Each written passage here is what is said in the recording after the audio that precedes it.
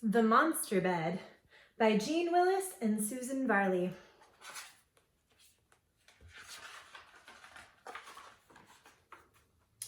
Never go down to the Withering Wood. The creatures who live there are up to no good.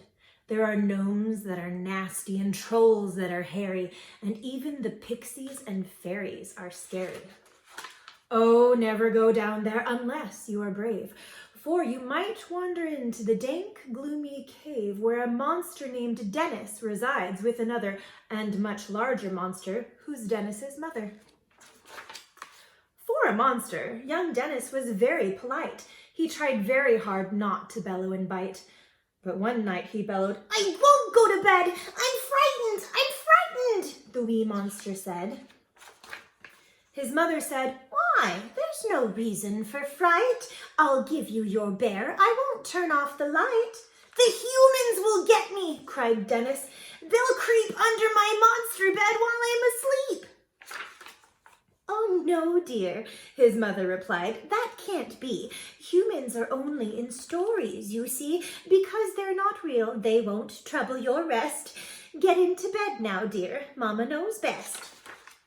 But when she bent down to kiss Dennis, he chose to fasten his fangs round her warty old nose. He tied up his toes in a knot round her knees. "Let go of me, Dennis. You're hurting me, please. Promise the humans won't get me tonight."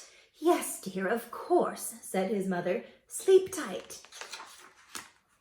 He took off his pillows and blankets and said, "From now on, I plan to sleep under my bed. If I'm underneath and a human comes near, it won't think to look for me safe under here." So there Dennis lay, staring up at the springs, thinking of birthdays and chocolate and things. Now, a bad little boy had played hooky that day and gone into the woods where he'd soon lost his way. Too cross and too tired to walk anymore, he came to a cave and went in through the door. There was a bed, and he needed some rest, so he threw down his satchel and quickly undressed.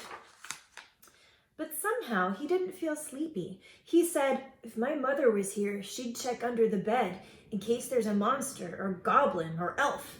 Since his mother was not there, he did it himself.